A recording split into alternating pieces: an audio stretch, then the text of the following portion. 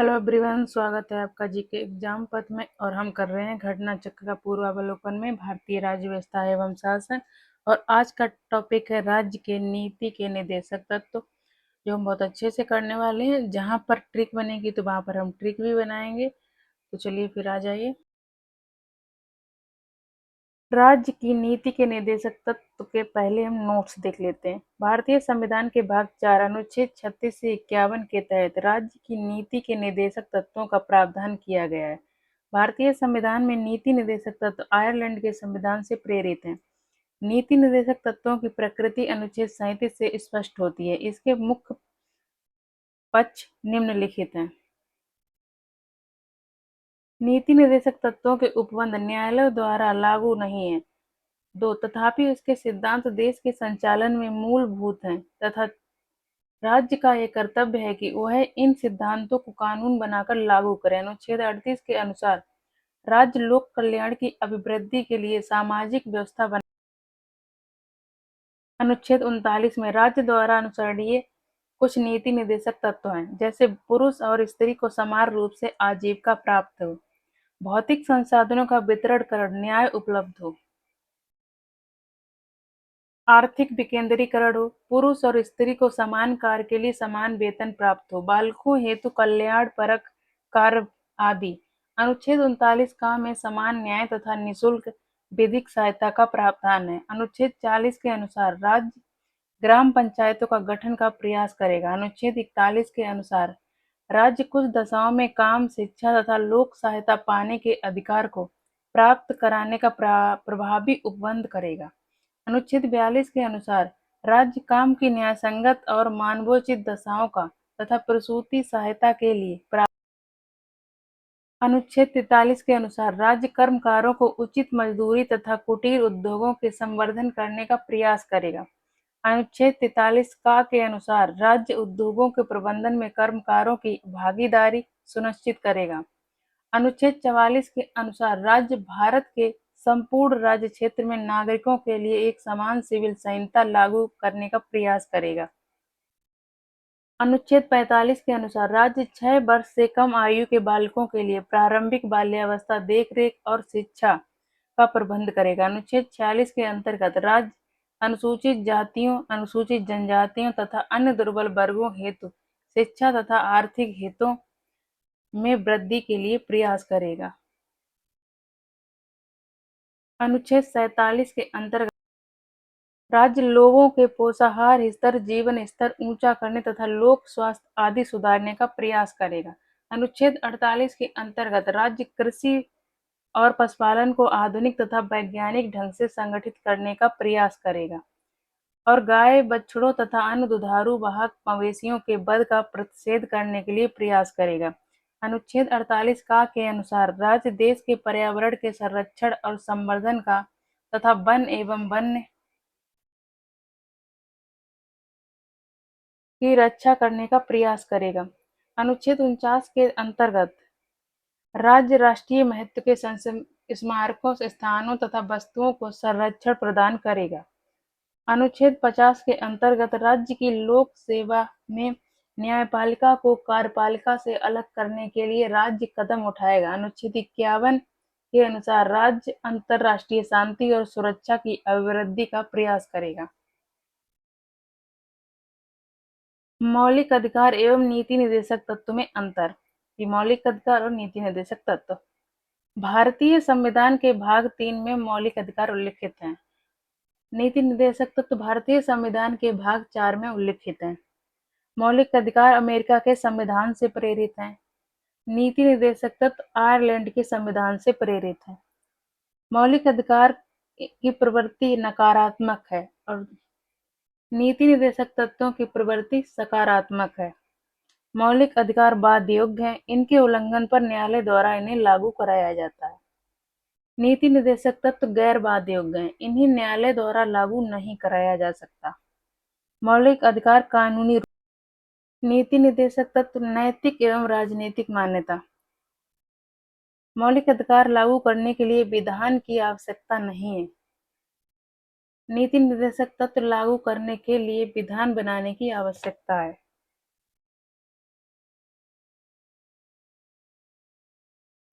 मौलिक अधिकार व्यक्तिगत कल्याण को प्रोत्साहन देते हैं। नीति निर्देशकता तो सामाजिक एवं आर्थिक कल्याण के लिए है। मौलिक अधिकार नागरिकों को स्वतः प्राप्त होते हैं। नीति निर्देशकता तो सरकार द्वारा लागू करने के बाद ही नागरिकों को प्राप्त होते हैं।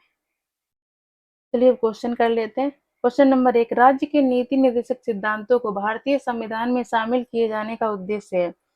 राइट आंसर ऑप्शन डी, सामाजिक और आर्थिक प्रजातंत्र को स्थापित करना। राज्य के नीति निर्देशक तत्व सिद्धांतों को भारतीय संविधान में शामिल किए जाने का उद्देश्य सामाजिक और आर्थिक प्रजातंत्र को स्थापित करना।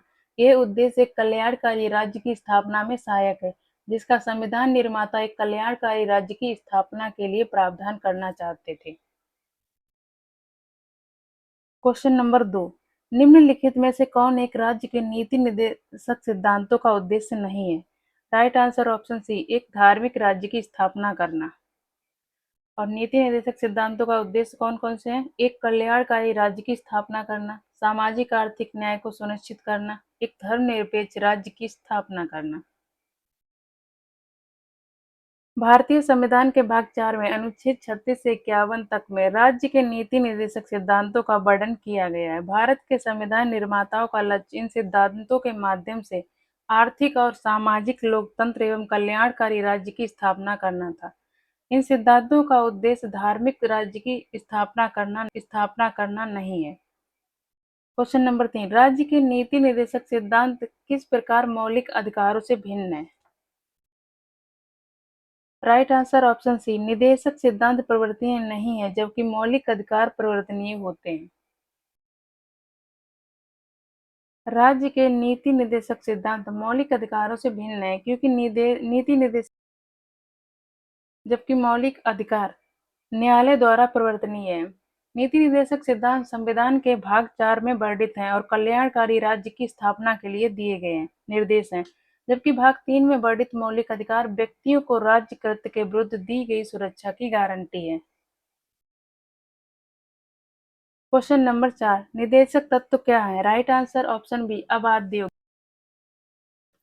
भारतीय संविधान में सामाजिक आर्थिक एजेंडे को साकारित करने के लिए बाध्य योग्य और अबाध्य योग्य दोनों तरह की व्यवस्थाएं समाहित हैं, जिसमें मौलिक अधिकार बाध्य योग्य और नीति निर्देशक तत्व अबाध्य योग्य हैं।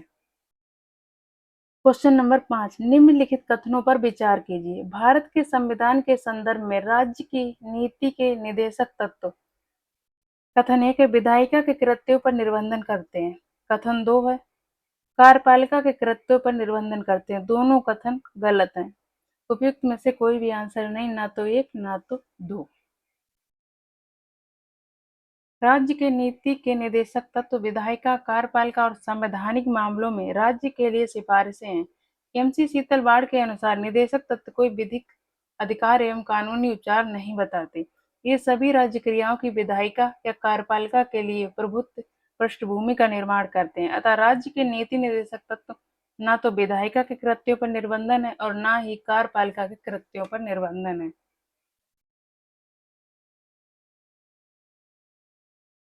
क्वेश्चन नंबर 6, भारत के संविधान के भाग 4 में अंतर्विष्ट प्रावधानों के संदर्भ में निम्नलिखित कथनों में से कौन सा सही है?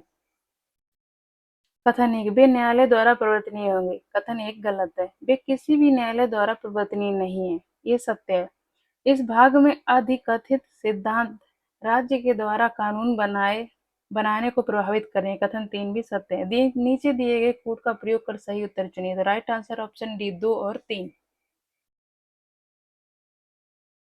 भारतीय संविधान का भाग 4 अनुच्छेद 36 से 51 राजनीति के निर्देशक तत्वों से संबंधित है। इस प्रकार के प्रावधान किसी भी न्यायालय द्वारा परिवर्तनीय नहीं होते। इसका अर्थ यह है कि यह संविधान का एक हिस्सा है, जिसे न्यायपालिका द्वारा लागू नहीं कराया जा सकता।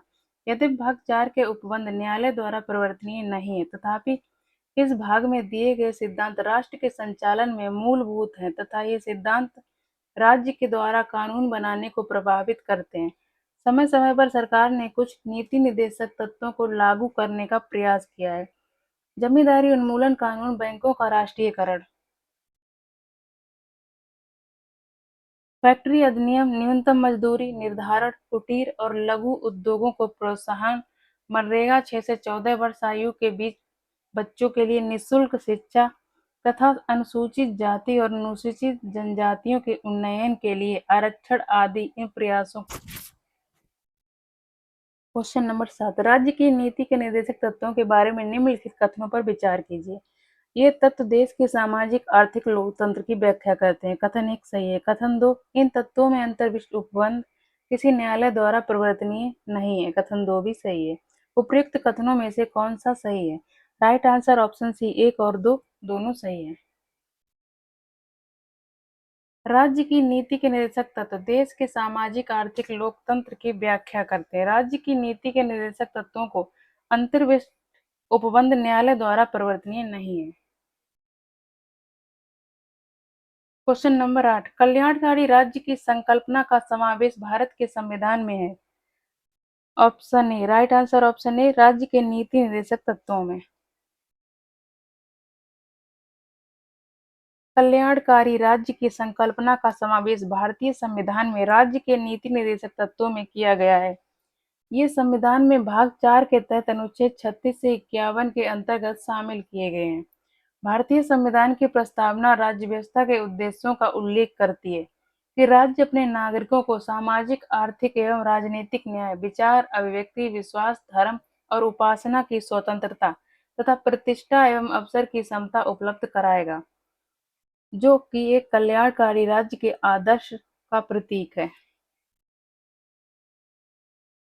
इसके अतिरिक्त नीति निर्देशक तत्वों में कल्याणकारी राज्य की स्थापना हेतु राज्य को निर्देश दिए गए हैं। इस प्रकार प्रस्तावना एवं नीति निर्देशक तत्व दोनों में कल्याणकारी राज्य का विचार पाया जाता है। तथापि यदि दोनों के चयन का विकल्प न हो तो इसका उत्तर नीति निर्देशक तत्व ही होगा। उल्लेखनीय है कि संघ लोक सेवा आयोग द्वारा अपनी उत्तर कुंजी में इस प्रश्न का उत्तर नीति निर्देशक तत्व ही दिया गया है।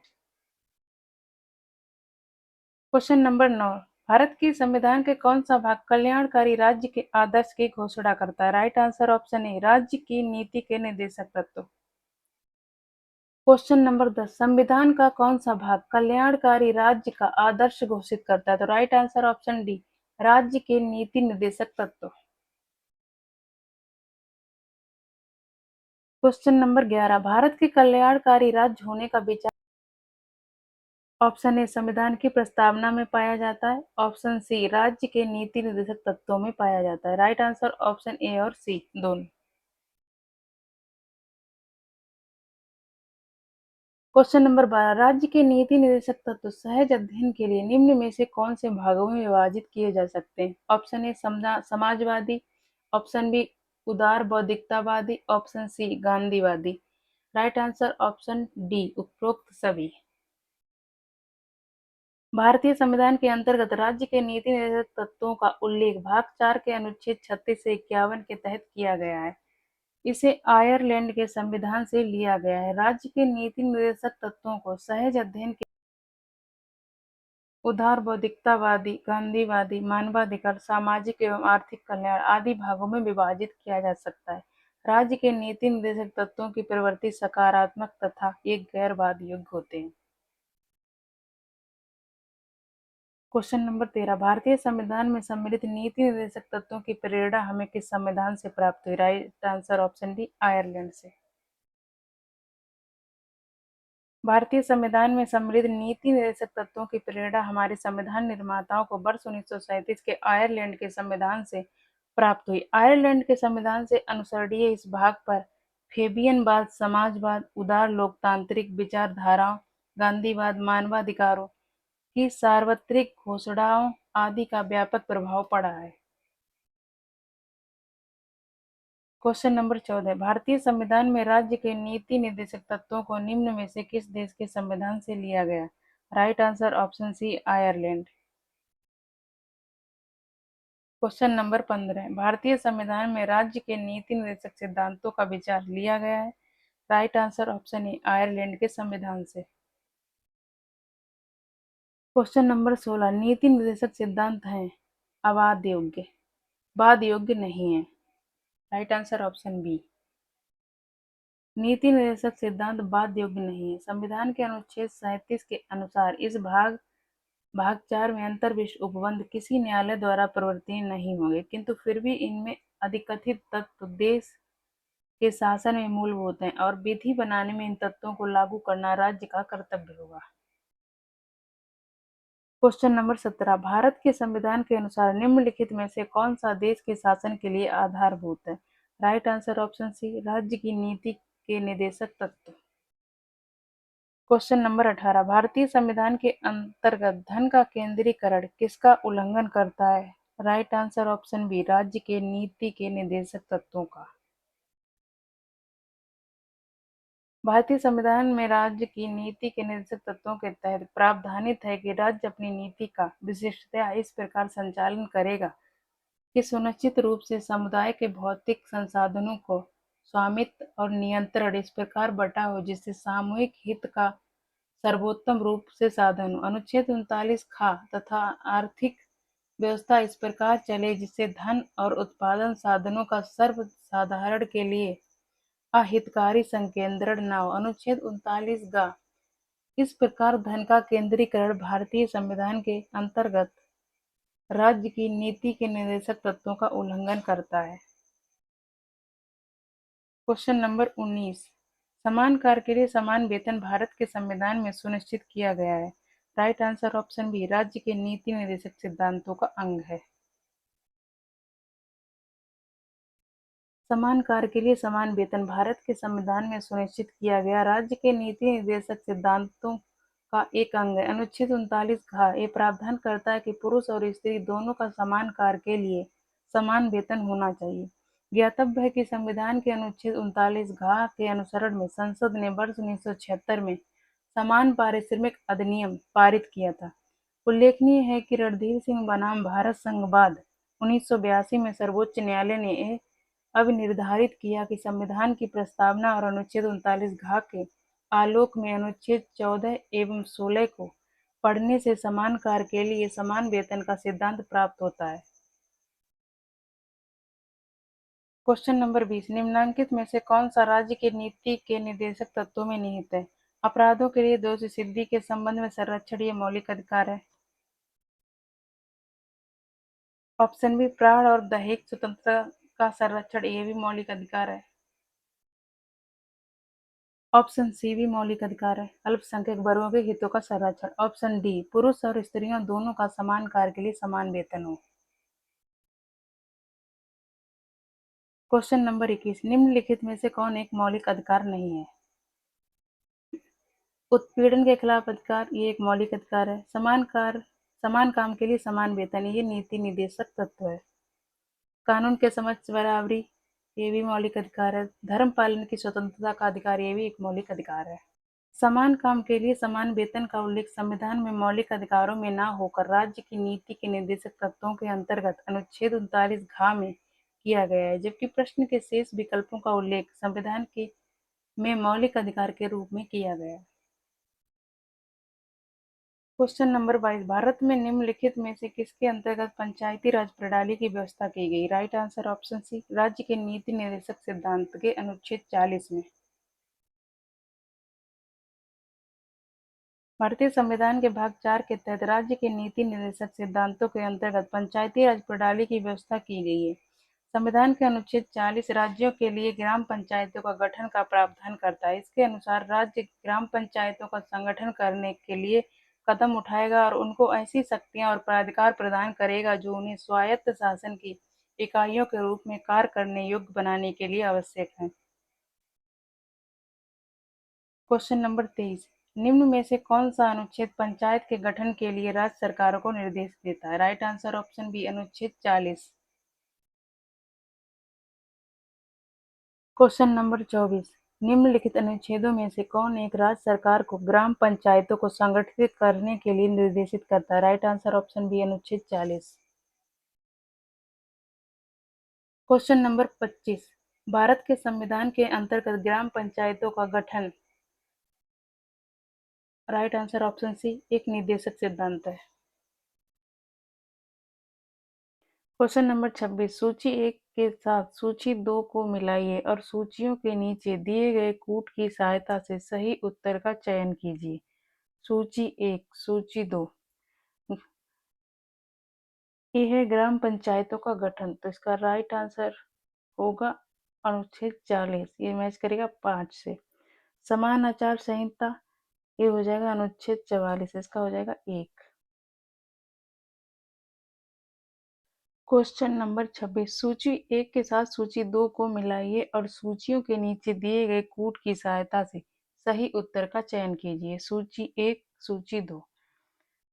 ए में है ग्राम पंचायतों का गठन, ये संबंधित है अनुच्छेद 40 से और ये हो जाएगा 5 से। बी समान आचार संहिता, ये संबंधित है अनुच्छेद 44 से, इसका हो जाएगा 1। कृषि एवं पशुपालन, ये संबंधित है अनुच्छेद 48 से, इसका हो जाएगा 2। न्यायपालिका व कार्यपालिका का पृथक्करण, ये संबंधित है अनुच्छेद 50 से, इसका हो जाएगा 3। ई अंतर्राष्ट्रीय शांति का विकास, ये है अनुच्छेद 51 में, इसका हो जाएगा 4। आंसर होगा 5, 1, 2, 3, 4। 5, 1, 2, 3, 4। राइट आंसर होगा ऑप्शन ई, उपयुक्त में से कोई नहीं।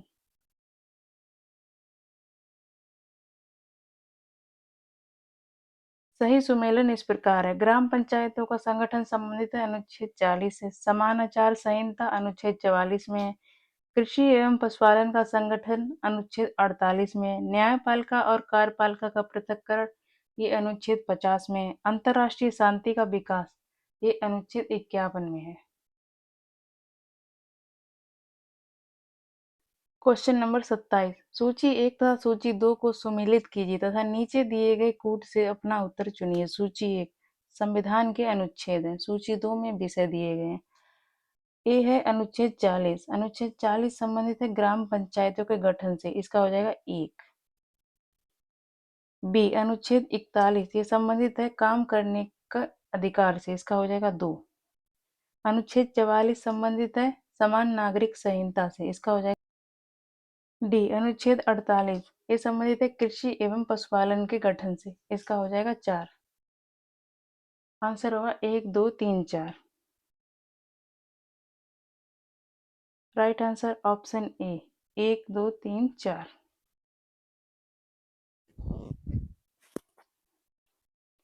सही सुमेलन इस प्रकार है। अनुच्छेद 40 संबंधित है ग्राम पंचायतों के गठन से। अनुच्छेद 41 कुछ दशाओं में काम, शिक्षा और लोक सहायता पाने का अधिकार। अनुच्छेद 44 में नागरिकों के लिए समान नागरिक संहिता है। अनुच्छेद 48 कृषि एवं पशुपालन का गठन करता है। क्वेश्चन नंबर 28, निम्नलिखित में से कौन सा एक सही सुमेलित नहीं है? ऑप्शन ए अनुच्छेद 39 है, समान न्याय एवं निःशुल्क विधिक सहायता से संबंधित है, ऑप्शन ए सही है। ऑप्शन बी अनुच्छेद 40 है, ग्राम पंचायतों के संगठन से संबंधित है, ऑप्शन बी भी सही है। अनुच्छेद 44 समान नागरिक संहिता से संबंधित है, अनुच्छेद सही, सी भी सही है। अनुच्छेद 48 कृषि एवं पशुपालन के संगठन से संबंधित है, तो ये गलत हो जाएगा। और न्यायपालिका का कार्यपालिका से पृथक्करण, ये अनुच्छेद सही सुमेलन इस प्रकार है। अनुच्छेद 39 ए समान न्याय एवं निःशुल्क विधिक सहायता। अनुच्छेद 40 ग्राम पंचायतों का संगठन से संबंधित है। अनुच्छेद 44 समान नागरिक संहिता से संबंधित है। अनुच्छेद 48 कृषि और पशुपालन का संगठन से संबंधित है। नोट, न्यायपालिका का कार्यपालिका से पृथक्करण अनुच्छेद 50 में उपबंधित है। क्वेश्चन नंबर 29, भारत के संविधान में वर्णित नीति निर्देशक तत्वों को सुमेलित एवं ऑप्शन ए समान न्याय और निःशुल्क विधिक सहायता। अनुच्छेद 42 ये गलत है क्योंकि ये अनुच्छेद 39 में दिया गया है। ऑप्शन बी कृषि और पशुपालन का संगठन, ये अनुच्छेद 48 में दिया गया है, इसलिए ये भी गलत हो। ऑप्शन सी ग्राम पंचायतों का संगठन अनुच्छेद 40 से संबंधित है। ऑप्शन डी पुरुषों और स्त्रियों दोनों को समान कार्य के लिए समान वेतन संबंधित है, अनुच्छेद 39 से। Right answer option D. सही सुमेलन इस प्रकार है। समान न्याय और निःशुल्क विधिक सहायता अनुच्छेद 39 ए में दिया गया है। कृषि और पशुपालन का संगठन ये अनुच्छेद 48 में वर्णित है। ग्राम पंचायतों का संगठन अनुच्छेद 40 में वर्णित है। पुरुषों और स्त्रियों दोनों को समान कार्य के लिए समान वेतन को अनुच्छेद 39 के क्लॉज घ में दिया गया है। क्वेश्चन नंबर 30 निम्नलिखित में से कौन सा युग्म सही सुमेलित नहीं है? विषय और संबंधित अनुच्छेद। ऑप्शन ए न्यायपालिका व कार्यपालिका का पृथक्करण ये अनुच्छेद 50 से संबंधित है। ऑप्शन ए सही है। अनुसूचित जातियों तथा अनुसूचित जनजातियों के शैक्षणिक तथा आर्थिक हितों की अभिवृद्धि ये अनुच्छेद 46 से संबंधित है। ऑप्शन बी भी सही है।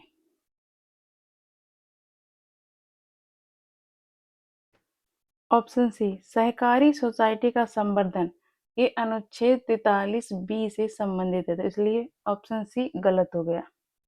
ऑप्शन डी ग्राम पंचायतों का गठन और उन्हें स्वायत्त शासन की इकाइयों के रूप में कार्य करने योग्य बनाना ये अनुच्छेद 40 में दिया गया, तो ऑप्शन डी भी सही है। तो राइट आंसर हो जाएगा ऑप्शन सी। ऑप्शन सी सही सुमेलित नहीं है।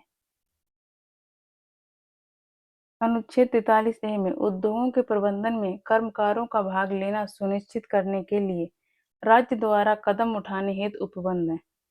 सहकारी समितियों के संवर्धन की चर्चा संविधान के अनुच्छेद 43 बी में है। अन्य प्रश्नगत विषय और संबंधित अनुच्छेद सही सुमेलित है। क्वेश्चन नंबर 31 नीचे दो कथन दिए गए, एक को कथन ए तथा दूसरे को कारण आर कहा गया है। कथन ए है मनरेगा हर परिवार के कम से कम एक सदस्य को वर्ष में 100 दिन का रोजगार दिलाने का प्रावधान करता है। कथन ए सही है। कारण आर रोजगार का अधिकार अधिकांश संविधान के भाग 3 में प्राविधित है। कारण आर गलत है। नीचे दिए गए कूट से सही उत्तर का चयन कीजिए। इसका आंसर होगा ए। महात्मा गांधी राष्ट्रीय ग्रामीण रोजगार गारंटी अधिनियम मनरेगा भारत में लागू एक रोजगार गारंटी योजना है जिसे वर्ष 2005 में लोकसभा द्वारा अधिनियमित किया गया। ये योजना प्रत्येक वित्तीय वर्ष में किसी भी ग्रामीण परिवार के उन वयस्क सदस्यों को 100 दिन का रोजगार उपलब्ध कराती है जो सांविधिक न्यूनतम मजदूरी पर सार्वजनिक कार्य संबंधित अकुशल मजदूरी करने के लिए तैयार हैं। यह संविधान के भाग 4 के अनुच्छेद 41 के प्रावधान कुछ दशाओं में काम, शिक्षा और लोक सहायता पाने के अधिकार के अनुसरण में लाया गया है। संविधान के भाग 3 मौलिक अधिकार में रोजगार का अधिकार शामिल नहीं है, अतः कथन ए सही है परंतु कारण आर गलत है। क्वेश्चन नंबर 32 मनरेगा कार्यक्रम निम्नलिखित में से भारतीय संविधान के किस अनुच्छेद को लागू करने हेतु लाया गया? राइट आंसर ऑप्शन ए अनुच्छेद 43। भारतीय संविधान के तहत भाग 4 में राज्य के नीति निदेशक तत्वों के अंतर्गत अनुच्छेद 41 के तहत उपबंधित है कि राज्य अपनी आर्थिक सामर्थ्य और विकास की सीमाओं के भीतर काम पाने के अधिकार को प्राप्त कराने का प्रभावी उपबंध करेगा। साथ ही इसी भाग के अनुच्छेद 43 में कहा गया है कि राज्य उपयुक्त विधान या आर्थिक संगठन द्वारा या किसी अन्य रीति से कृषि के उद्योगों के या अन्य प्रकार के सभी कर्मकारों को काम, निर्बाह मजदूरी, शिष्ट जीवन स्तर और अवकाश का संपूर्ण उपभोग सुनिश्चित करने वाली काम की दशाएं प्रदान करने का प्रयास करेगा। मनरेगा राज्य के इन्हीं संवैधानिक लक्ष्यों की पूर्ति की दिशा में एक महत्वपूर्ण कार्यक्रम है। क्वेश्चन नंबर 33 42वें संविधान संशोधन द्वारा किस अनुच्छेद के माध्यम से श्रमिकों की प्रबंधन में भागीदारी सुनिश्चित की गई? तो राइट आंसर ऑप्शन डी अनुच्छेद 42वें संविधान संशोधन 1976 द्वारा संविधान के भाग 4 में राज्य के नीति निर्देशक तत्वों के तहत अनुच्छेद 43 का अंतः स्थापित करके यह प्रावधानित किया गया कि राज्य किसी उद्योग में लगे हुए उपक्रमों, स्थापनों या अन्य संगठनों के प्रबंध में कर्मकारों को भाग लेना सुनिश्चित करने के लिए उपयुक्त विधान द्वारा किसी अन्य रीति से कदम उठाएगा। क्वेश्चन नंबर 35 भारत में न्यायपालिका का कार्यपालिका से पृथक्करण किसके व्यादेशित है? तो राइट आंसर ऑप्शन बी राज्य के नीति के निदेशक तत्वों के अनुच्छेद 50 के द्वारा न्यायपालिका और कार्यपालिका का पृथक्करण किया गया है। भारत में न्यायपालिका का कार्यपालिका से पृथक्करण राज्य की नीति के निदेशक तत्व द्वारा व्यादेशित है। संविधान के अनुच्छेद 50 के अंतर्गत कार्यपालिका से न्यायपालिका के पृथक्करण का उल्लेख है। जिसके अनुसार राज्य की लोक सेवाओं में न्यायपालिका को कार्यपालिका से पृथक करने के लिए राज्य कदम उठाएगा।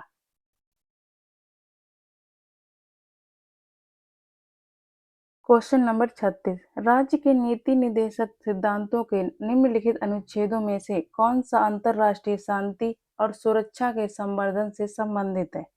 राइट आंसर ऑप्शन ए अनुच्छेद 51।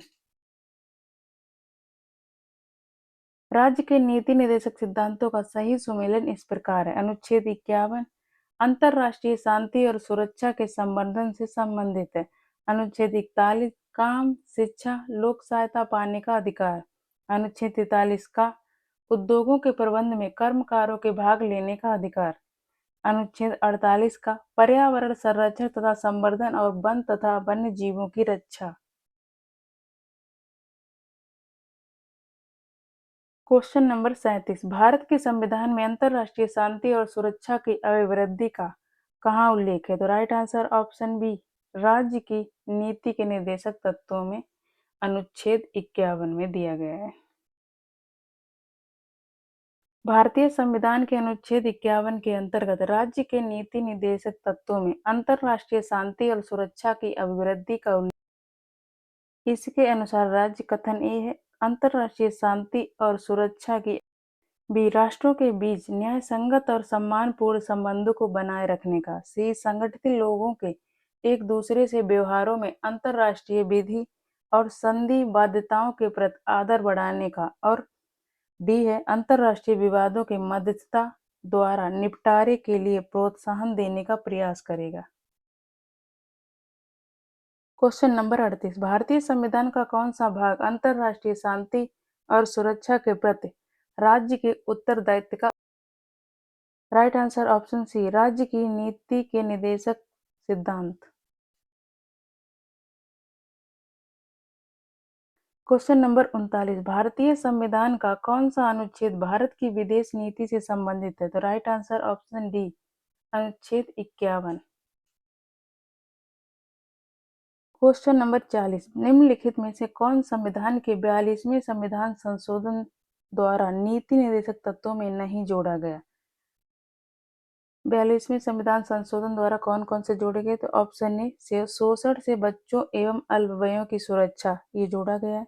ऑप्शन बी समान न्याय तथा निःशुल्क कानूनी सलाह, ये भी जोड़ा गया है।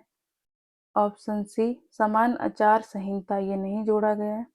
ऑप्शन डी उद्योगों के प्रबंधन में श्रमिकों की भागीदारी, या ऑप्शन डी भी जोड़ा गया।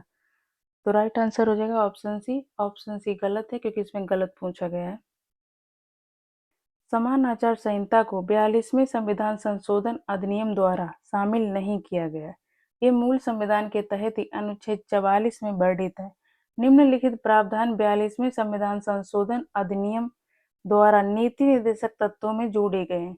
बच्चों को स्वस्थ विकास के अवसर और सुविधाएं तथा शोषण से बच्चों एवं अल्पवय व्यक्तियों की सुरक्षा। अनुच्छेद 39 समान न्याय तथा निःशुल्क कानूनी सहायता अनुच्छेद 39 का में दी गई है। उद्योगों के प्रबंधन में श्रमिकों की भागीदारी अनुच्छेद 43 का में है। और पर्यावरण का संरक्षण तथा संवर्धन एवं वन तथा वन्यजीवों की रक्षा अनुच्छेद 48 का में दी गई। क्वेश्चन नंबर 41, संविधान के 42वें संशोधन द्वारा निम्नलिखित में से कौन सा सिद्धांत राज्य की नीति के निर्देशक तत्वों में जोड़ा गया था?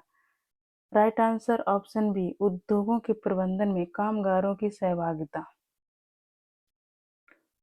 क्वेश्चन नंबर 42, संविधान निम्न में से किसके शोषण के विरुद्ध अधिकार स्वीकृत करता है?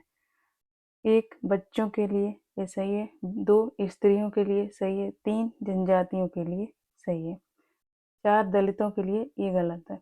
अपना सही उत्तर दिए कि संविधान में बच्चों, स्त्रियों एवं जनजातियों के शोषण के विरुद्ध अधिकार को स्वीकृति प्रदान की गई है, जबकि दलित शब्द का संविधान में उल्लेख नहीं है। क्वेश्चन नंबर 43, निम्नलिखित में से कौन एक राज्य का नीति निर्देशक तत्व नहीं है? तो राइट आंसर ऑप्शन डी हो जाएगा 14 वर्ष की आयु तक के बच्चों को निःशुल्क शिक्षा। ये मौलिक अधिकार के अनुच्छेद 19(1)(a) में दिया गया है। संविधान में मद्य निषेध अनुच्छेद 47 के तहत, गौ संरक्षण अनुच्छेद 48 के तहत तथा पर्यावरण संरक्षण अनुच्छेद 48 का के तहत राज्य के नीति निर्देशक तत्व हैं। 14 वर्ष तक की आयु के बच्चों के लिए निःशुल्क एवं अनिवार्य शिक्षा का उपबंध पहले अनुच्छेद 45 के तहत नीति निर्देशक तत्व था, परंतु 86वें संविधान संशोधन 2002 के बाद अनुच्छेद 21 का के तहत अब ये मूल अधिकार बन गया है। अब अनुच्छेद 45 के तहत शैशव पूर्व देखभाल तथा 6 वर्ष से नीचे की आयु के बालकों के लिए शिक्षा की व्यवस्था को शामिल किया गया है। क्वेश्चन नंबर 44, निम्नलिखित में से कौन सा राज्य का नीति निर्देशक तत्व नहीं है? मादक पेयों के उपभोग का निषेध, ये एक नीति निर्देशक तत्व है। गायों और बछड़ों के वध का निषेध करना, ये भी नीति निर्देशक तत्व है। पर्यावरण का संरक्षण तथा संवर्धन, ये भी नीति निर्देशक तत्व है। ऑप्शन डी, 16 वर्ष की आयु तक के बच्चों को निःशुल्क शिक्षा देना, ये एक मौलिक अधिकार है। तो आंसर हो गया डी।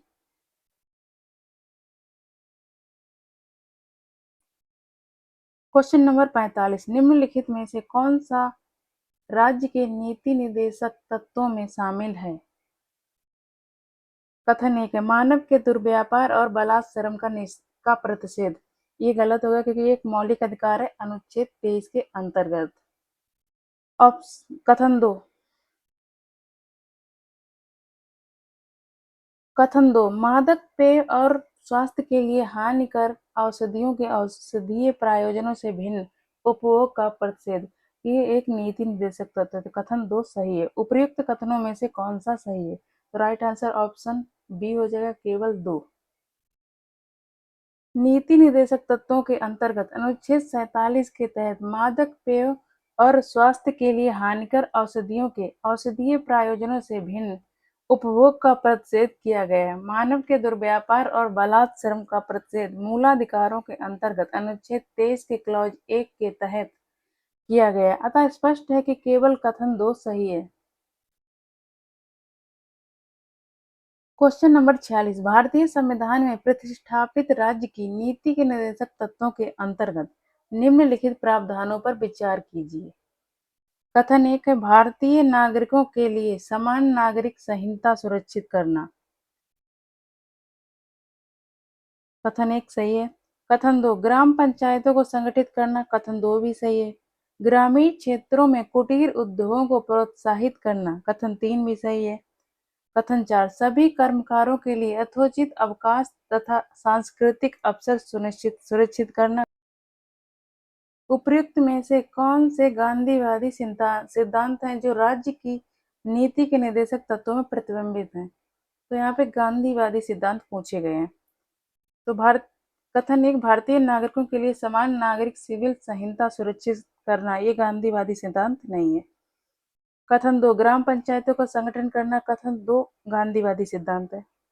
कथन 3, ग्रामीण क्षेत्रों में कुटीर उद्योगों को प्रोत्साहित करना। कथन 3 भी एक गांधीवादी सिद्धांत है। कथन 4, सभी कर्मकारों के लिए यथोचित अवकाश तथा सांस्कृतिक अवसर सुरक्षित करना। कथन 4 गांधीवाद सिद्धांत नहीं। तो राइट आंसर हो जाएगा ऑप्शन कथन 2 और 3।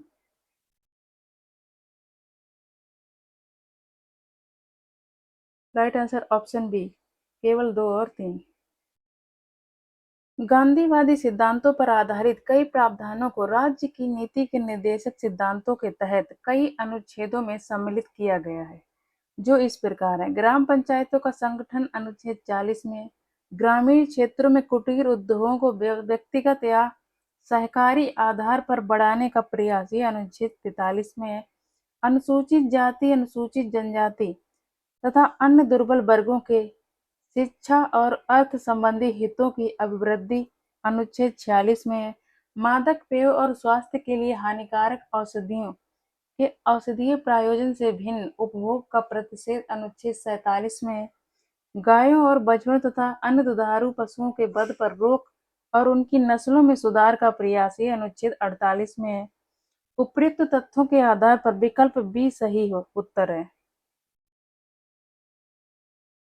क्वेश्चन नंबर 47, निम्नलिखित में से भारत के संविधान के किसमें पर्यावरण संरक्षण एवं संवर्धन तथा वन व वन्य जीवन की रक्षा के प्रावधान पाए जाते हैं?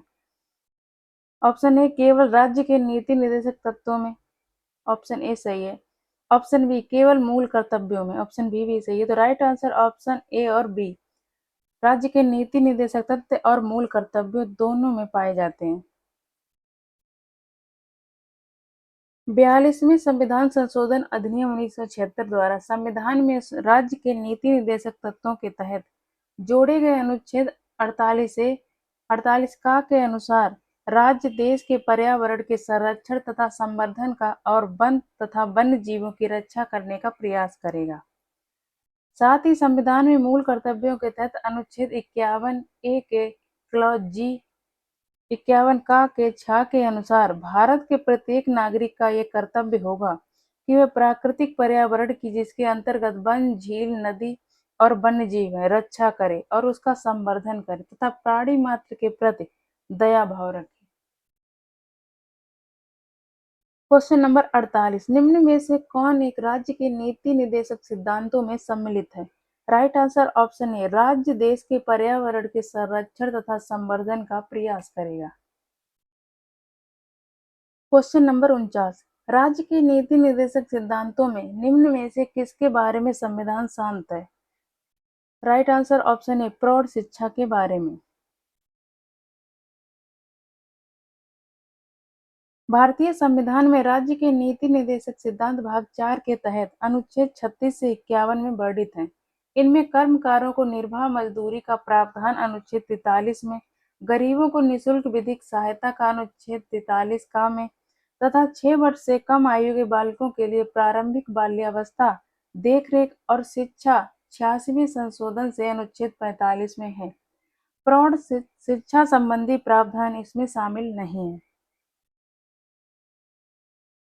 क्वेश्चन नंबर 50, निम्नलिखित में से कौन सा एक राज्य का नीति निर्देशक सिद्धांत संविधान में बाद में जोड़ा गया? राइट आंसर ऑप्शन सी, मुफ्त कानूनी सलाह का प्रावधान अनुच्छेद 39 ए में दिया गया है।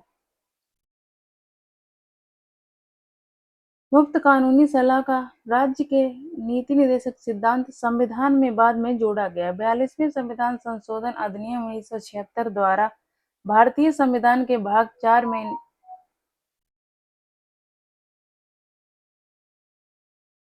मुफ्त कानूनी सलाह का राज्य का नीति निर्देशक सिद्धांत संविधान में बाद में जोड़ा गया। 42वें संविधान संशोधन अधिनियम 1976 द्वारा भारतीय संविधान के भाग 4 में नीति निर्देशक तत्वों के अनुच्छेद 39 का में गरीबों के लिए मुफ्त कानूनी सलाह, समान न्याय और निःशुल्क विधिक सहायता का प्रावधान किया गया है। क्वेश्चन नंबर 51, राष्ट्रीय विधिक सेवा प्राधिकरण के संदर्भ में निम्नलिखित कथनों पर विचार कीजिए। कथन 1 है, इसका उद्देश्य समान अवसरों के आधार पर समाज के कमजोर वर्गों को निःशुल्क एवं सक्षम विधिक सेवाएं उपलब्ध कराना। कथन 1 सही है। कथन 2 है, देश भर में विधिक कार्यक्रमों और योजनाओं को लागू करने के लिए राज्य विधिक सेवा प्राधिकरणों को निर्देश जारी करता है। कथन 2 भी सही है। उपर्युक्त कथनों में से कौन सा सही है? तो राइट आंसर ऑप्शन सी, कथन 1 और 2 सही है।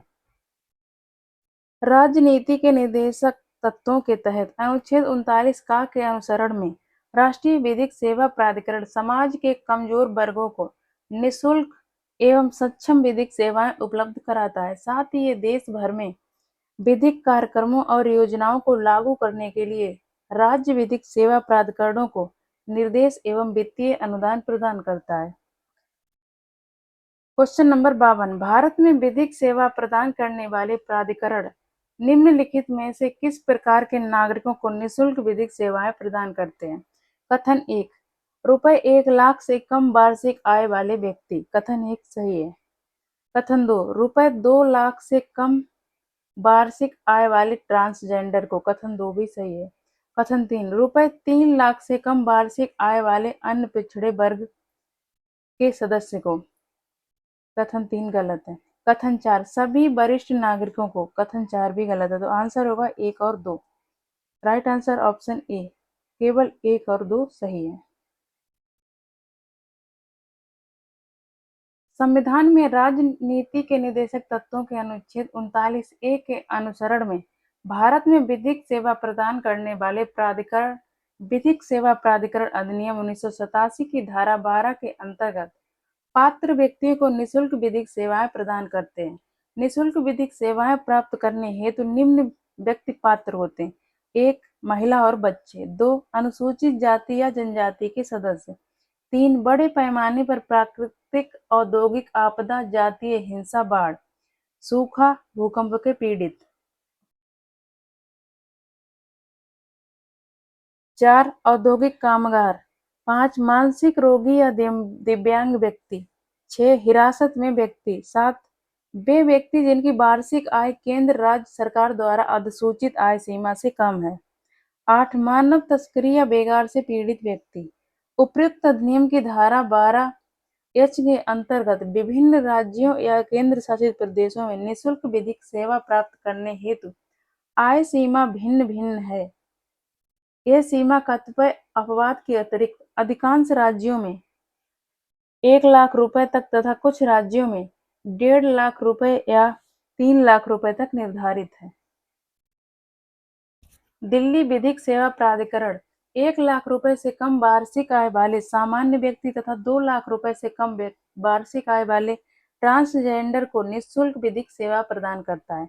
दिल्ली विधिक सेवा प्राधिकरण 2 लाख रुपए से कम वार्षिक आय वाले वरिष्ठ नागरिकों को भी निःशुल्क विधिक सेवा प्रदान करता है। संविधान में राज्य के नीति निर्देशक तत्वों के तहत अनुच्छेद 39 के क्लॉज क में पुरुष और स्त्री सभी नागरिकों को समान रूप से जीविका के पर्याप्त साधन प्राप्त करने का अधिकार एवं अनुच्छेद 41 में कुछ दशाओं में काम, शिक्षा और लोक सहायता अनुच्छेद 39 में पुरुषों और स्त्रियों दोनों का समान कार्य के लिए समान वेतन वर्णित है, जबकि अनुच्छेद 47 के अनुसार राज्य अपने लोगों के पोषाहार स्तर और जीवन स्तर को ऊंचा करने और लोक स्वास्थ्य के सुधार को अपने प्राथमिक कर्तव्यों में मानेगा और राज्य विशिष्टतया मादक पेयों और स्वास्थ्य के लिए हानिकारक औषधियों के औषधीय आयोजनों से भिन्न उपभोग का प्रतिषेध करने का प्रयास करेगा। सूचना का अधिकार नीति निर्देशक सिद्धांतों में सम्मिलित नहीं है। सूचना का अधिकार अधिनियम 2005 के तहत ये एक विधिक अधिकार है तथा सर्वोच्च न्यायालय ने अपने अनेक निर्णयों में इसे संविधान के अनुच्छेद 19 के क्लॉज 1 के सब क्लॉज ए में वर्णित वाक एवं अभिव्यक्ति की स्वतंत्रता के मूल अधिकार में निहित माना है। क्वेश्चन नंबर 54, निम्नलिखित में से कौन सा नीति निर्देशक तत्व है? तो राइट आंसर ऑप्शन ए, समान नागरिक संहिता। संविधान के अनुच्छेद 44 के तहत राज्य द्वारा भारत के समस्त राज्य क्षेत्र में नागरिकों के लिए एक समान नागरिक संहिता प्राप्त कराने का प्रयास करना नीति निर्देशक तत्वों में शामिल किया गया है। क्वेश्चन नंबर 55, निम्नलिखित में राज्य के नीति के निर्देशक सिद्धांतों के विषयों की एक है मद्य निषेध। मद्य निषेध अनुच्छेद 47 में दिया गया है। कथन 2, फैक्ट्रियों एवं खानों में बाल श्रम निषेध, यह अनुच्छेद 24 मौलिक अधिकार में दिया गया है। कथन 3, बेगार अथवा बालाश्रम, यह अनुच्छेद 4 है। अस्पृश्यता का निषेध, ये मौलिक अधिकार के अनुच्छेद 17 में दिया गया है। निम्न कूट की सहायता से सही उत्तर का चयन कीजिए। तो आंसर होगा केवल एक, मद्य निषेध। ये नीति निर्देशक तत्वों में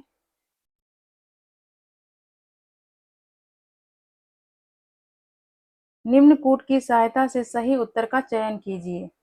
तो आंसर होगा केवल एक, मद्य निषेध। मद्य निषेध का प्रावधान नीति निर्देशक तत्वों में दिया गया, बाकी 2 और 3, 4 इनका प्रावधान मौलिक अधिकार में दिया गया। तो आंसर होगा सी, केवल एक।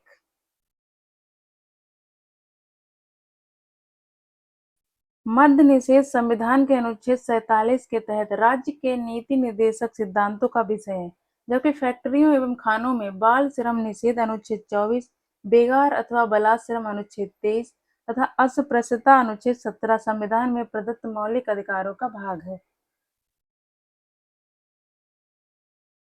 क्वेश्चन नंबर 56, निम्न में से कौन एक राज्य के नीति निर्देशक तत्वों में नहीं है? राज्य सुनिश्चित करने का प्रयास करेगा कि पुरुष और महिलाओं को समान कार्य हेतु समान वेतन, ये एक नीति निर्देशक तत्व है।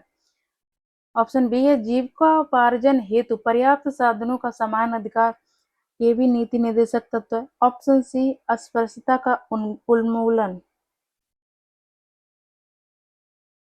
ऑप्शन सी अस्पृश्यता का उन्मूलन, ये एक मौलिक अधिकार है, तो इसका आंसर हो जाएगा ऑप्शन सी। काम हेतु न्याय संगत और मानवोचित दशाओं में रहे, ये ऑप्शन बी भी सही है, तो आंसर हो जाएगा ऑप्शन सी। संविधान में मूल अधिकारों के अंतर्गत समता के अधिकार के तहत अनुच्छेद 17 में अस्पृश्यता उन्मूलन का उल्लेख है। अन्य तीनों विकल्पों में पुरुष और महिलाओं को समान कार्य हेतु समान वेतन, अनुच्छेद 39 घ में जीविकोपार्जन हेतु पर्याप्त साधनों का समान अधिकार, अनुच्छेद 39 क में, तथा काम हेतु न्याय संगत एवं मानवोचित दशाएं अनुच्छेद 42 में राज्य के नीति निर्देशक तत्वों के अंतर्गत है। क्वेश्चन नंबर 57, राज्य के नीति निर्देशक सिद्धांत एक ऐसा चेक है जो बैंक की सुविधा अनुसार अदा किया जाता है, किसने कहा है? राइट आंसर ऑप्शन डी होगा, ये के.टी. शाह द्वारा कहा गया था। के.टी. शाह ने कहा था कि राज्य के नीति निर्देशक सिद्धांत एक ऐसा चेक है जो बैंक की सुविधा अनुसार अदा किया जाता है। क्वेश्चन नंबर 58, भारत के संविधान के संदर्भ में निम्नलिखित कथनों पर विचार कीजिए। क्वेश्चन नंबर 58, भारत के संविधान के संदर्भ में निम्नलिखित कथनों पर विचार कीजिए। ओके, इसमें पूछा गया है भारत सरकार द्वारा आरंभ किए गए राष्ट्रीय सामाजिक सहायता कार्यक्रम में भारत के संविधान के उपयुक्त उपबंधों में से कौन सा पूरे होते हैं? कथन 1 मूल अधिकार, ये गलत हो गया। कथन 2 मूल कर्तव्य, ये भी गलत है। कथन 3 राज्य की नीति के निर्देशक तत्व, कथन 3 सही है, तो राइट आंसर होगा केवल 3। ऑप्शन बी राइट आंसर, केवल 3 सही है। 15 अगस्त 1995 से प्रारंभ राष्ट्रीय सामाजिक सहायता कार्यक्रम संविधान में प्रदत्त राज्य के नीति निर्देशक तत्वों अर्थात राज्य के संवैधानिक लक्ष्यों, विशेषकर अनुच्छेद 41 के तहत बेरोजगारी, वृद्धावस्था आदि की स्थिति में लोक सहायता संबंधी निर्देश की प्राप्ति की दिशा में एक महत्वपूर्ण कदम है। क्वेश्चन नंबर 59, भारतीय संविधान के भाग 4 में दिए गए निर्देशित सिद्धांतों में निम्न में से कौन सा सूचीबद्ध है? कथन 1 समान कार्य के लिए समान वेतन, ये सही है। समान नागरिक संहिता, ये भी सही है। कथन 3 है छोटे परिवारों का मानदंड, ये गलत है, ये शामिल नहीं है। कथन 4 है प्राथमिक स्तर पर मातृभाषा में शिक्षा, कथन 4 भी शामिल नहीं है, तो राइट आंसर होगा केवल 1 और 2। राइट आंसर ऑप्शन बी 1 और 2 सही है। भारतीय संविधान के भाग 4 में दिए गए निर्देशित सिद्धांतों में अनुच्छेद 39 घ में समान कार्य के लिए समान वेतन और अनुच्छेद 44 में नागरिकों के लिए समान नागरिक संहिता सूचीबद्ध है, जबकि अनुच्छेद 350 का प्राथमिक स्तर पर मातृभाषा में शिक्षा देने का विशेष निर्देश देता है। हालांकि ये भाग 4 में, अब हम नीति निर्देशक तत्व एक साथ देख लेते हैं। नीति निर्देशक तत्व किस भाग में है? भाग 4 में है। नीति निर्देशक तत्व किन अनुच्छेदों में? अनुच्छेद 36 से 51 तक। नीति निर्देशक तत्व किस देश से लिए गए? तो आंसर होगा आयरलैंड। नीति निर्देशक तत्वों का उद्देश्य क्या है? लोक कल्याणकारी राज्य की स्थापना करना। क्या नीति निर्देशक तत्व न्यायालय द्वारा लागू कराए जा सकते हैं? तो इसका आंसर होगा नहीं। नीति निर्देशक तत्व किस अनुच्छेद से प्रारंभ होते हैं? अनुच्छेद 36 से। समान कार्य के लिए समान वेतन किस अनुच्छेद में है? अनुच्छेद 39 के क्लॉज डी में। संसाधनों का समान वितरण किस अनुच्छेद में है? अनुच्छेद 39 के क्लॉज बी में। धन के संकेंद्रण को रोकने का प्रावधान किस अनुच्छेद में? यह अनुच्छेद 39 के क्लॉज सी में है। ग्राम पंचायतों का संगठन किस अनुच्छेद में? अनुच्छेद 40 में दिया गया है। काम, शिक्षा, लोक सहायता का अधिकार किस अनुच्छेद में है? अनुच्छेद 41 में है। मानवीय कार्य दशाएं, प्रसूति सहायता किस भाग में है? अनुच्छेद 42 में है। निर्वाह योग्य मजदूरी किस अनुच्छेद में है? अनुच्छेद 43 में है। उद्योगों के प्रबंधन में श्रमिकों की भागीदारी किस अनुच्छेद में? अनुच्छेद 43 ए में है। सहकारी समितियों को प्रोत्साहन किस अनुच्छेद में? अनुच्छेद 43 बी में। समान नागरिक संहिता यूसीसी किस अनुच्छेद में? ये है अनुच्छेद 44 में।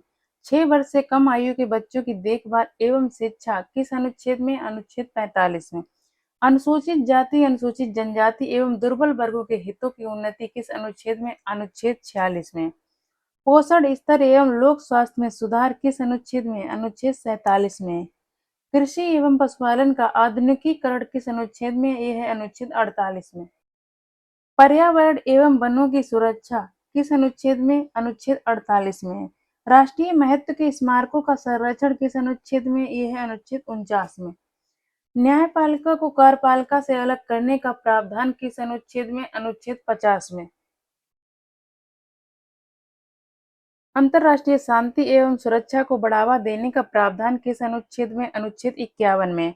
अब हम नीति निर्देशक तत्व के वर्ग देख लेते हैं। 3 वर्गों में विभाजित किए गए हैं, वो है गांधीवादी, समाजवादी और उदारवादी। तो सबसे पहले गांधीवादी देख लेते हैं। गांधीवादी नीति निर्देशक तत्व किसके विचारों पर आधारित है? महात्मा गांधी की। गांधीवादी सिद्धांतों को मुख्य उद्देश्य क्या है? ग्राम स्वराज्य एवं ग्रामीण विकास। ग्राम पंचायतों के संगठन का प्रावधान किस अनुच्छेद में? अनुच्छेद 40 में। कुटीर एवं ग्रामोद्योगों को प्रोत्साहन किस अनुच्छेद में? अनुच्छेद 43 में। अनुसूचित जाति, अनुसूचित जनजाति एवं दुर्बल वर्गों के हितों की उन्नति किस अनुच्छेद में? अनुच्छेद 46 में। पोषण स्तर एवं लोक स्वास्थ्य में सुधार किस अनुच्छेद में? अनुच्छेद 47 में। कृषि एवं पशुपालन का आधुनिकीकरण तथा गौ संरक्षण किस अनुच्छेद में? अनुच्छेद 48 में। नेक्स्ट अब हम समाजवादी देख लेते हैं। समाजवादी नीति निर्देशक तत्वों का मुख्य उद्देश्य क्या है? सामाजिक एवं आर्थिक न्याय की स्थापना। धन एवं संसाधनों के समान वितरण का प्रावधान किस अनुच्छेद में? अनुच्छेद 39 के क्लॉज बी में। धन के संकेंद्रण को रोकने का प्रावधान किस अनुच्छेद में? अनुच्छेद के 39 के क्लॉज सी में।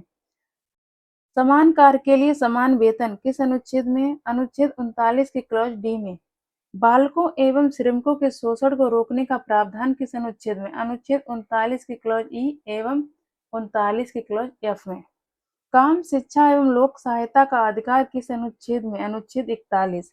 मानवीय कार्य दशाएं एवं प्रसूति सहायता किस अनुच्छेद में? अनुच्छेद 42। निर्वाह योग्य मजदूरी किस अनुच्छेद में? अनुच्छेद 43 में। उद्योगों के प्रबंधन में श्रमिकों की भागीदारी किस अनुच्छेद में? अनुच्छेद 43 ए में। सहकारी समितियों को प्रोत्साहन किस अनुच्छेद में? अनुच्छेद। नेक्स्ट है उदारवादी बौद्धिक। उदारवादी बौद्धिक नीति निर्देशक तत्व किस पर आधारित है? उदारवादी एवं आधुनिक लोकतांत्रिक विचारों पर। समान नागरिक संहिता किस अनुच्छेद में? अनुच्छेद 44 में। 6 वर्ष से कम आयु के बच्चों की देखभाल एवं प्रारंभिक शिक्षा किस अनुच्छेद में? अनुच्छेद 45 में। पर्यावरण एवं वनों की सुरक्षा किस अनुच्छेद में? अनुच्छेद 48 ए में है। राष्ट्रीय महत्व के स्मारकों का संरक्षण किस अनुच्छेद में? अनुच्छेद 49 में है। न्यायपालिका को कार्यपालिका से अलग करने का प्रावधान किस अनुच्छेद में? अनुच्छेद 50 में। अंतर्राष्ट्रीय शांति एवं सुरक्षा को बढ़ावा देने का प्रावधान किस अनुच्छेद में? अनुच्छेद 51 में। नीति निर्देशक तत्वों को कितने वर्गों में बांटा गया? ये 3 वर्गों में बांटा गया। ग्राम पंचायत किस वर्ग के डीपीएसपी में आती है? गांधीवादी। समान नागरिक संहिता किस वर्ग के डीपीएसपी में आती है? उदारवादी बौद्धिक के। समान कार्य के लिए समान वेतन किस वर्ग के डीपीएस। पर्यावरण संरक्षण किस वर्ग के डीपीएसपी में आता है? ये आता है उदारवादी बौद्धिक के। गौ संरक्षण किस वर्ग के डीपीएसपी में आता है? गांधीवादी। उद्योगों के प्रबंधन में श्रमिकों की भागीदारी किस वर्ग के डीपीएसपी में आती है? ये आती है समाजवादी में। नीति निर्देशक तत्वों को कितने वर्गों में बांटा गया, उसे हम एक ट्रिक से याद कर लेते हैं। और ट्रिक है समाज में गांधी उदार बने। समाज से हो गया समाजवादी, गांधी से हो गया गांधीवादी और उदार से हो गया उदारवादी बौद्धिक। इसी के साथ हम क्लास का एंड करते हैं। मिलते हैं नेक्स्ट क्लास में एक नए टॉपिक के साथ। अगर आपको क्लास पसंद आई हो तो लाइक एंड शेयर कर देना, चैनल को सब्सक्राइब कर देना और क्लास